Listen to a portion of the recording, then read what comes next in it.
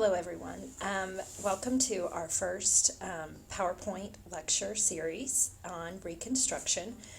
As we go through these four different parts, what I want you to pay attention to is how can Northern resources help the South rebuild after the Civil War? In what ways can the South rebuild its economy? Remember that the South was primarily agricultural prior to the Civil War and had very little industry. And most industry that they had during the Civil War was destroyed during Sherman's march. And then what ways can the government assist African Americans as they are now newly freed slaves, many are uneducated, and they lack the skill set to get real jobs. So as you complete your note sheet, you're going to see that some things are already filled in for you, but there's going to be some other details that you might want to add to your notes. So what is Reconstruction? It is the period during which the United States began to rebuild after the Civil War, from 1865 to 1877. So it took a long time, 12 years, to rebuild our country and reunite it as one. It's also the process by which the federal government had to readmit the Confederate States to the Union, because remember, we talked about that they had committed treason against their own country, and so there were consequences and punishments for this. So there were several ideas that kind of floated around about how to reconstruct the country. And so even before the Civil War was over in 1864, we know that the South is going to lose. The Union knows they're going to win, and so they begin to come up with some ideas. The first being the Wade-Davis bill.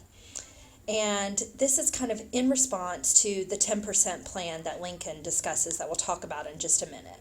So Congress proposes that they're going to be responsible for Reconstruction, and that states, as they rejoin the Union, that the in order to form a state government and be eligible to vote, they have to take a solemn oath to support the U.S. Constitution.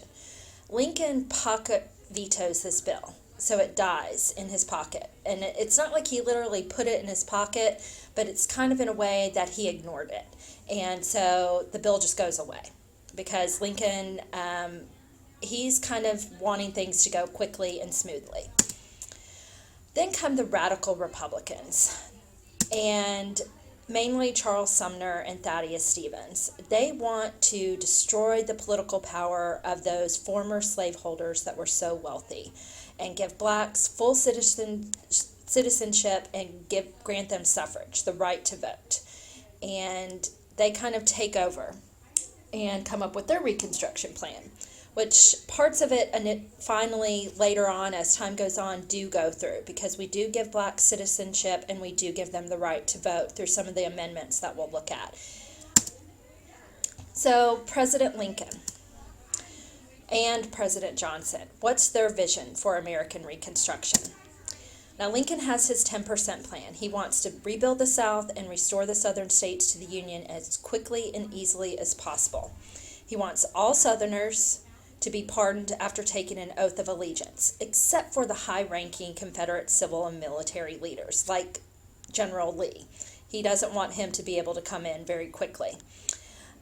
He also wants, when 10% of the voters have taken this oath, just 10%, the state could be permitted to form a new legal government and rejoin the Union. Well, Lincoln doesn't get to fulfill his plan, because if you're not aware in history, what happens to Lincoln? He is assassinated. He is killed by John Wilkes Booth, and his predecessor, Andrew Johnson, takes over. And so Andrew Johnson states, the time has arrived when the American people should understand what crime is, and that it should be punished and its penalties enforced and inflicted. Treason must be made odious. Traitors must be punished and impoverished. Their social power must be destroyed. I say, as to the leaders, punishment. I say leniency, conciliation, and amnesty to the thousands whom they have misled and deceived. So he doesn't want the individual people to suffer, but he wants those Confederate leaders to suffer. They have committed treason, and he wants them to suffer and be punished. He wants them to be impoverished, made poor. So presidential Reconstruction continues under Johnson, And he wants the Confederate States to ratify or approve the 13th Amendment. And we'll talk about the 13th Amendment in just a moment. And he wants them to nullify, make invalid, their ordinances of secession from the Union. He also wants them to promise to pay off war debts, and they cannot repay the individuals and institutions that help finance the Confederacy. So if there were individual Confederate Southerners that had helped support the Confederacy, they can't be repaid. Only pay off the war debts, like if there was a debt to Great Britain, but not to, and to help pay off the war debts for the North as well, but not to pay back individual Southerners that may have donated money to help support the Confederacy, not pay them back. So the 13th Amendment states that neither slavery nor involuntary servitude, except as a punishment for crime, whereof the party shall have been duly convicted, shall exist within the United States or any place subject to their jurisdiction. So that means like colonies or territories that the United States may have. So slavery is made illegal through the 13th Amendment and cannot exist anymore except as a punishment for crime, which in today's society, nobody is going to give someone to be a slave as a punishment for a crime. It's going to be prison. All right, here is a video on the 13th Amendment from today in Georgia history. And remember, these videos are short. They only last about 2 minutes.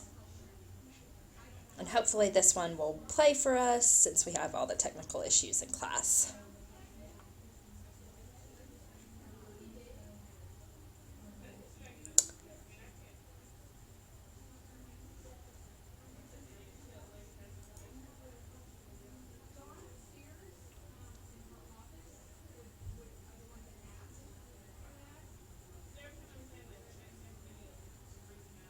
And I'm going to post the link to this on Edmodo in addition to this posting, so because it doesn't seem like the video is working.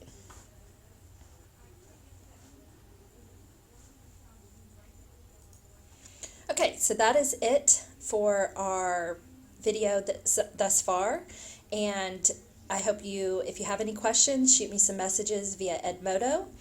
And as you go along, there are going to be some tasks that you have to complete after some of these PowerPoint presentations. But for this one, I hope you took good notes. And again, if you have any questions, please let me know.